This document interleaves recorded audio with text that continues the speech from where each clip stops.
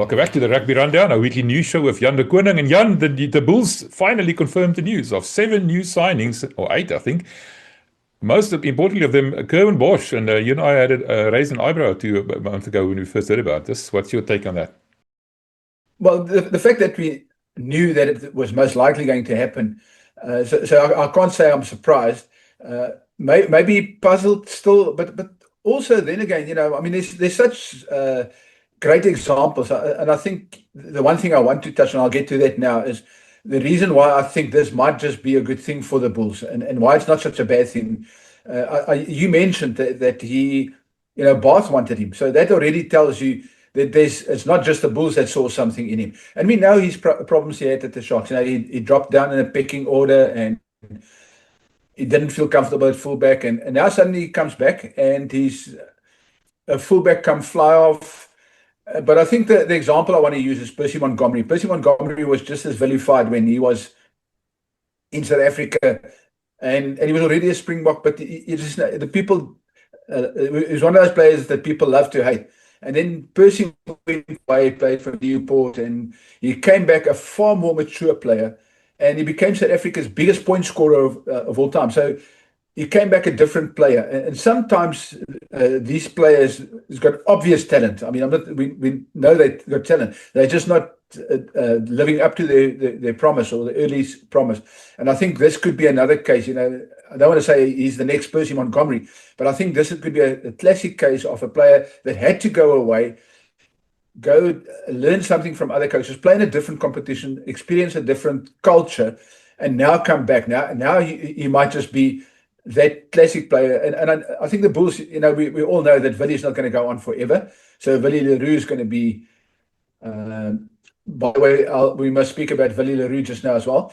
But Willie le Roux is going to go away. So you need somebody for that utility, fullback, playmaker role. So I think this could be a very astute signing by the Bulls. Yeah, that's interesting because Bath has Finn Russell as their first choice, and we have the Bulls, have Andre Pollard. And both of these teams looking for a backup, call it that, someone who can play when Andre or Finn is not available due to international duty for whatever reason. And Curwin seems to be the one that they want to press the button on. The question about Curwin's always been his defense. He was always seen to be a little light on defense in the 10 channel. Do you think that might have improved? He looks to me, some of the pictures I saw, like he might have bulked up a little bit maybe. I don't know. It's difficult to say at a distance, but do you think the defense might have been sorted over there? Because that French league is tough. We will only know once he gets back, but there's ways to manage that. I mean, we know that Willie still got his detractors, and people will tell you he can't tackle. That's irrelevant. It's what else he brings. And a good coach, and I think Ackerman is that type of coach, a good coach will find a way. And there's a litany of examples of really good fly halves that could hide away, that could good coaches could hide them away on defense. You just put a flank in that channel when the opposition's got the ball, or you do, and they won't run at that channel, and he can go cover at fullback. So there's lots of ways of masking that, and I don't mean that in a derogatory sense. I mean in a good way, that he can mask his deficiencies and then utilize his greatness in other ways. Yeah. Now, the question you just mentioned that he wasn't happy playing 15. The Bulls have a problem at 15. David Kriel's left. Willie le Roux, like you said, is coming to the end of his career. Devin Williams seems to be out of favor slightly. I don't know. I think there's a couple of question marks about his defense, come to think of it. We saw Kurtley Arendse playing fullback this past weekend. Isn't there a danger of Curwin ending up at 15 again, like Bhutto ended up at 15 several times for the little bit, short period of time that he played for the Bulls? Isn't that another risk maybe? Because there's a problem there. Yeah, I think, and it's my opinion. I mean, I haven't had the privilege of sitting down with Johan Ackerman to ask him directly about this, but I would think that utility role, that can play fly off, that can play fullback, that can play wing, but can come in a creative role. So a good coach, again, and I'm going to say this repeatedly, and people will get ad nauseum, will get tired of me, but a good coach will find a way of working with that player and making him understand that his value is not necessary in just playing fly. Even if he prefers to play fly, he can be a good player and coming in a first receiver role when you the game is flowing. You don't have to do from static ball. You don't have to do it from. And the other thing that we have to mention is that Kevin has a decent boot on him, a pretty decent boot. And you mentioned a couple of the other guys, and that left boot is invaluable in certain conditions. So I think there are enough good that I can see in him that will tell me that there's a reason why Johan Ackermann picked him. And Johan will give him a few hugs and he'll feel much better about playing at fullback. Sorry, yeah, that's a good one. Okay, so the other option at fullback is obviously going to be Takir Abrams that they've now signed. He's at wing and at fullback. A lacquer back, as we call them, a scrum cap wearing, swiveling hip kind of a thing, small guy. He also went overseas, played in France and then played at Munster. Didn't get that many opportunities at Munster, but, did he learn something over there? What's the benefit of signing him, do you think? I think what I saw of him in France is he's attacking. And again, there's another player where people say, oh, maybe his defense is not so lacquer. That's fine. Again, and I'll say this again and again, a good coach will find a way of dealing with that. Maybe they send him to tackle school every week or whatever he does with the guy. He will find a way of fixing whatever shortcomings. I mean, you can go look at players under Ackermann at the Lions. They were discarded at other years. I mean, Harold Foster was thrown away from the Bulls, went to the Lions, and he became a really good center, one of the best. So I mean, don't want to go too much into the past, but Johannes got a habit and a way of dealing with these things. So I would say Takir as well. I think Munster probably is a playing style. Maybe he didn't suit. They like big bruising players. They like their wings to be 6'6" and 200 kilos and running. They want Jonah Lomas on the wing. They don't want Cheslin Colby's and Takir Abrams on the wing. So I think that's probably why he didn't get as much game time. On Friday, when I was there for the team announcement, I was talking to you on outside, and I said I saw that morning on social media somewhere a screenshot of the team for 2017, the Lions team. And I mean, their names in there: Franco Mostert, Kwagga Smith, Malcolm Marx. I mean, if you look at it back now, where those players went and what they became, let's give credit where credit is due. Johan knows how to put a team together. I mean, this is actually, regardless of what the Bull supporters say, this is a good omen, I think. I have a good feeling about what's happening. Johan, a good coach, and I hope people get the context here. A good coach is a good manager, or a good manager is a good coach. You need to be a player management, a man management type of person. And I know Jake White, and I don't think he will take offense, but Jake White was sometimes a bit old school, too old school and too rough for the modern players, I mean, I remember, and now I'm going to go really far back. I remember Alex Wiley coaching at Transvaal, and even those guys from Joburg couldn't handle that. They don't like a coach to arrive inebriated at the field and start swearing at them. So those days are gone. So you're dealing with a modern player where you need to be a bit more careful about how you treat these people on and off the field. And I think Ackermann knows exactly what he's doing.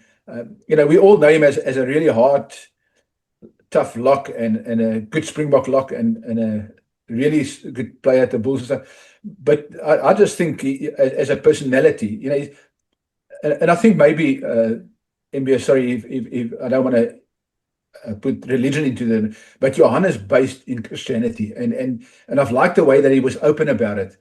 And to me, that says he's got a sound foundation in where he works from.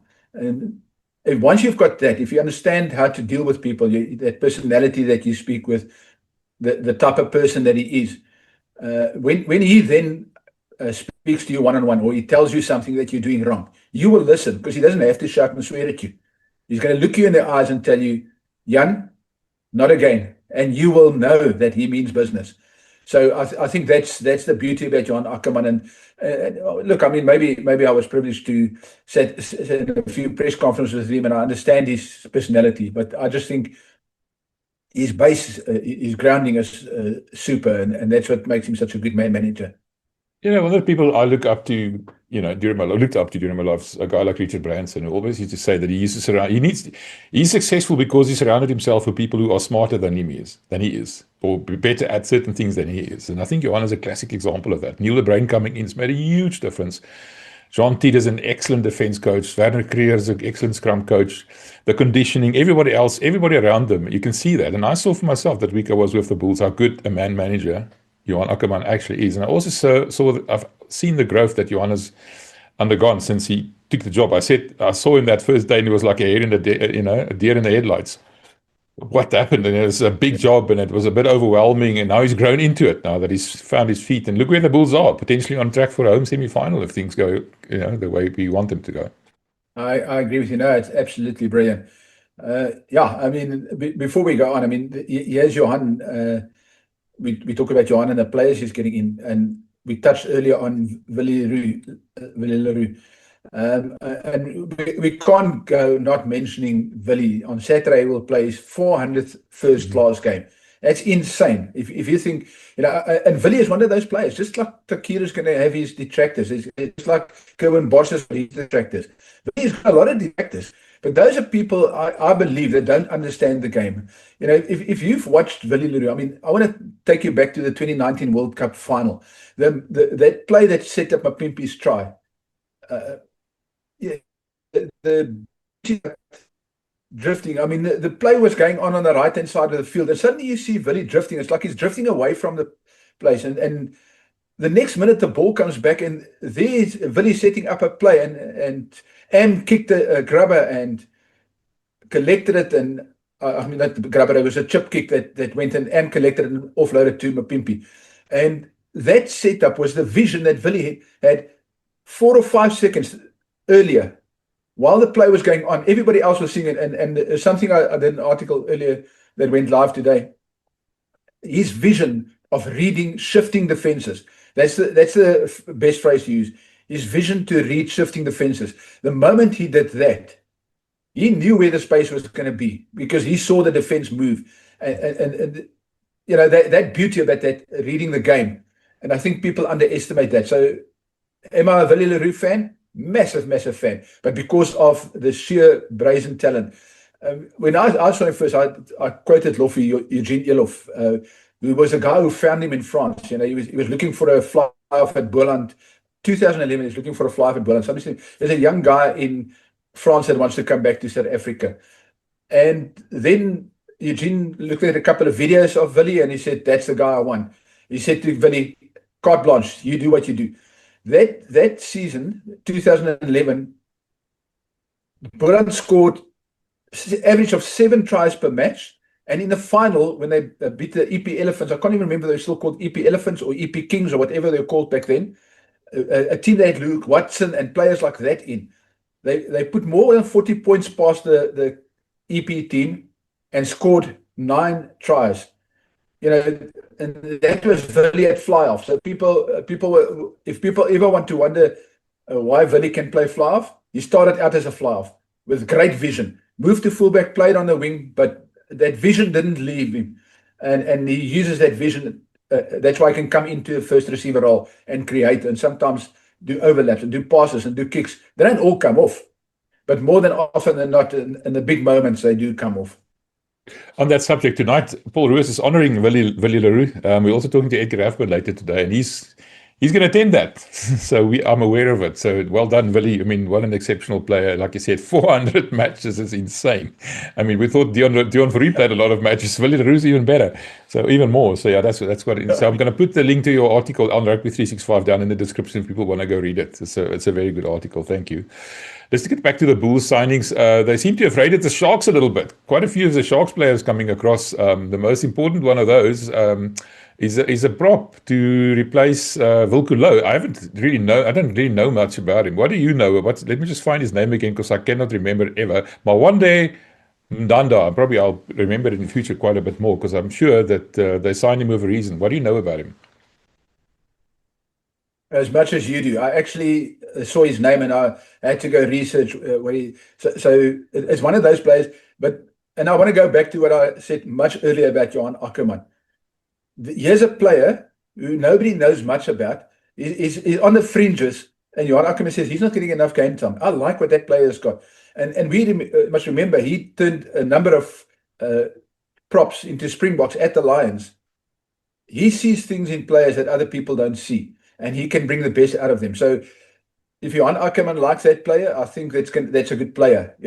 I think for me, the player that I know a bit more about, but also very interesting, is Gillemere. That's also a very interesting signing, because now suddenly you got another playmaker in the mix. That's why I think that going forward, when Andre Pollard's not available and Villiers decided to move on, and finally, when he's played 500 games somewhere, I don't know, maybe he comes back to Boland and finishes his career at Boland.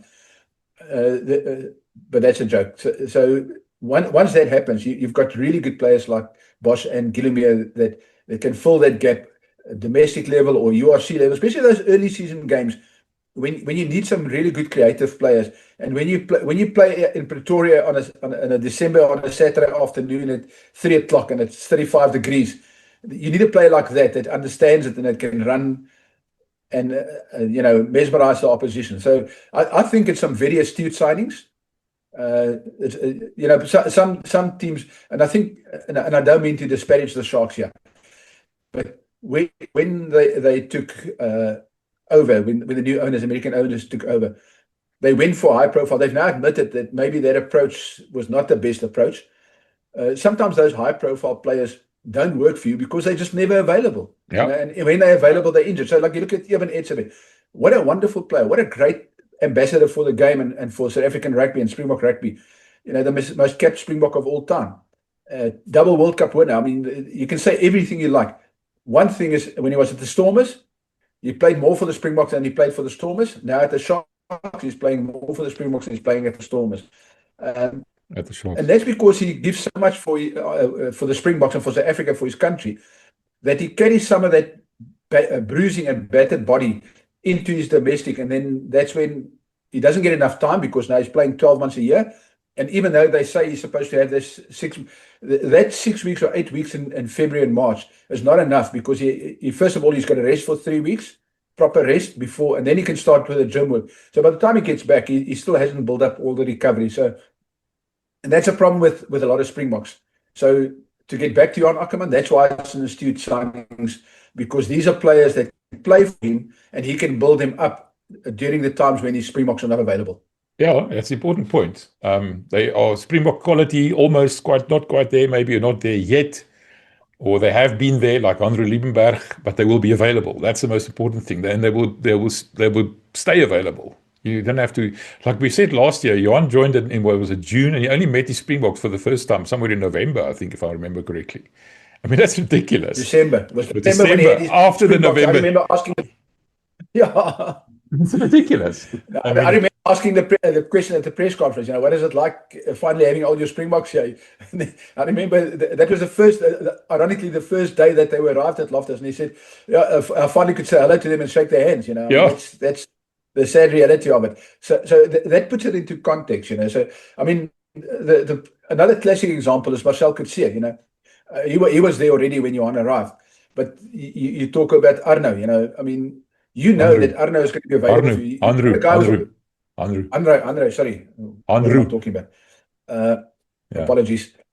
So Andrew, is going to be available in all those games. So you've got all that experience around those young guys. And Marcel, maybe things didn't always work out in the beginning, in the early stages, but eventually they settled down. And now that Johannes had these players and he's learned a bit more about Marcel, now they're a good combination, and that's what you do. I mean, I know that I was critical of Johan when why he didn't, why he picked Marcel as his captain.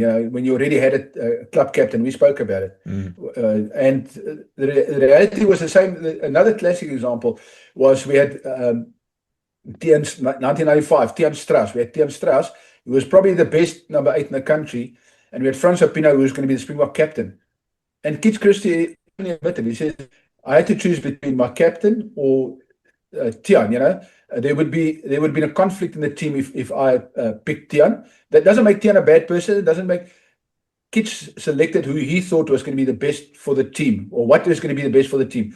And that's what he selected, and that's what served him well. I mean, we won the World Cup. You can argue all you like about Tiaan Strauss, and I do believe he was the best number 8 at the time.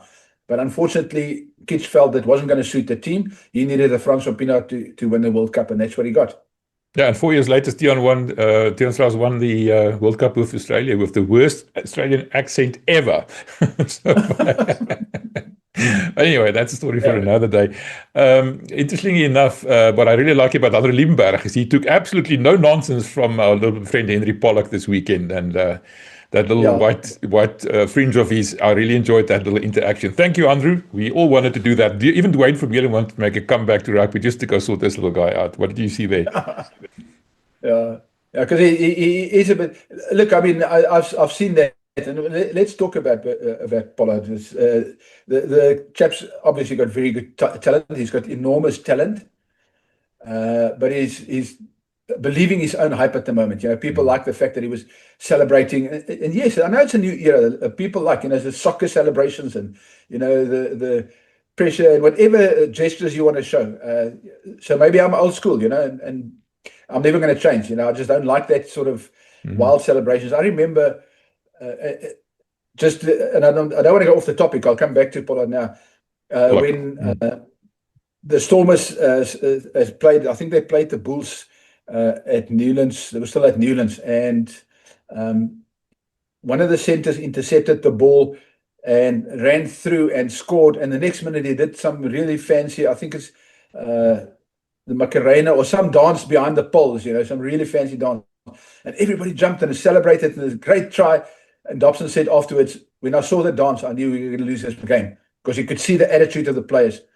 Now, coming back to Pollard, he's clearly a very talented player, and he's got a personality. And you want personalities. You don't want robots in the game. You want personalities.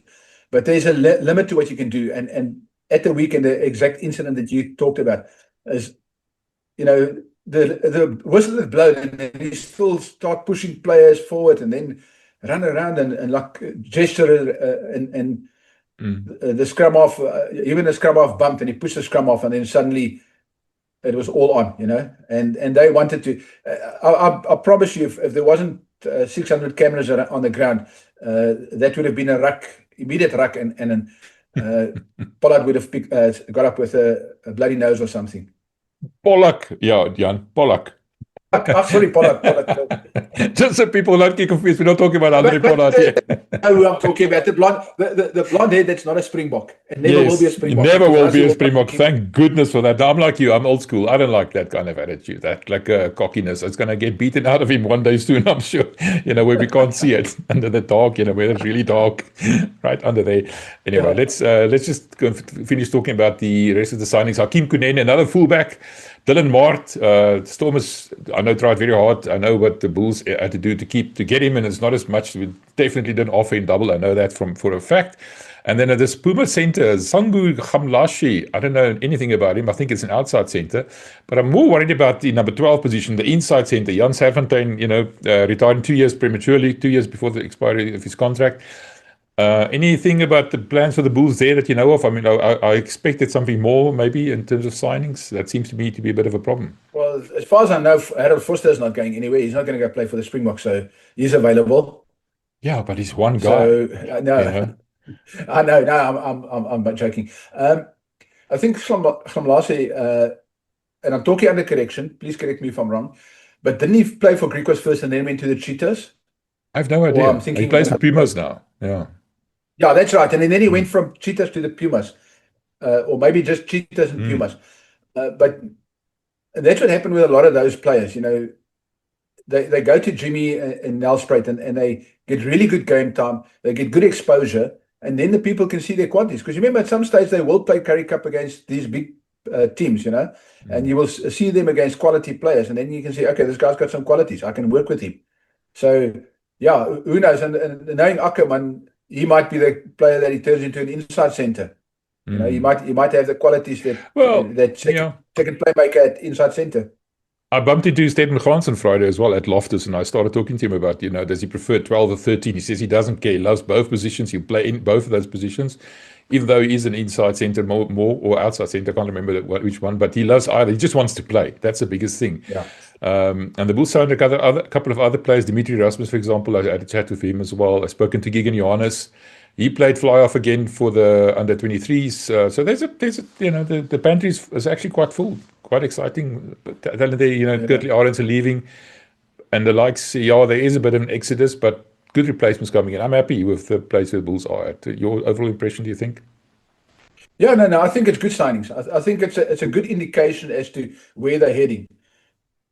There's enough young talent coming through. They're signing enough young players and some senior players, and that's always that balance of getting one or two senior players that can guide these youngsters. That's got experience of having played overseas. That's where Kerwin Bosch could be really valuable. He could be the Willie Leroux mentor type role. He can really give these young players some advice that will help them down the line. So, I mean, I remember, and just to get to your point about the under 23s, I know that I did an article about whether the Lions are maybe doing Pete a disservice and opening the door for somebody to, because I know that the Stormers are interested in him, and I know that the Sharks are interested in him. But he's still got another a year on his contract. But if he's not playing for the URC team, he might get frustrated. And when a good offer comes, he might say, listen, I don't want to be here anymore. And, you can only hold onto a player for so long. If you eventually going to lose him, you might as well let him go. So, yeah, I know that the Lions took him on tour, but he still hasn't seen any game time. So he's still sitting in the stands with he hasn't even got a tracksuit on. He sits with a blazer in the stand. There will be a level of frustration. But if he plays under 23, at least he's getting game time, and he's staying active, and that's the big challenge, and that's what is good about the under 23. Unfortunately, there's only the final left, but I think some players got some extra game time during the latter stages of the URC. All right. Okay, enough about the Bulls now. I want to talk about the Cheetahs a little bit, but before we do that, just remember Jan's got his own channel, Rugby Unfiltered. You can see it there behind him, loud and proud. Make sure I'll put the link down the bottom. We also have a collab. You can click on it, go subscribe to his channel, follow his podcast with Loffe Elof that he referred to earlier. Also, if you want to make sure that you don't miss any of our episodes, sign up to our WhatsApp channel. The details down in the description below. So if you publish a video, you get notified by WhatsApp and not by YouTube, because YouTube doesn't tell anybody that the video is coming out. So make sure you do that. And while you're at it, please subscribe to both our channels. So thank you, Jan, for doing this with us. We appreciate it. The Cheetahs managed to pull this one out of the fire. Qualify for the Currie Cup, but that was touch and go there for a bit. It's quite sad. It's both funny and quite sad that their future, the future of a lot of players and even the coaching staff, hinged on a conversion kick, a missed conversion kick. Because if that conversion kick went over, the Cheetahs would have been out of the Currie Cup. And who knows what would have happened. And Frans Steyn admitted it on more than one occasion, that if they don't qualify for the Currie Cup, they have no guarantee that they will have a job the next day. So misconversion, and now they're playing in the semi-finals of the SA Cup, and they've qualified for the Currie Cup. So they can start building again. There's a bit of hope, but we know it's tough in Bloemfontein. I mean, the economy in general is in the dumps, and Bloemfontein hasn't got the biggest economy. They've got a good support, rural support base.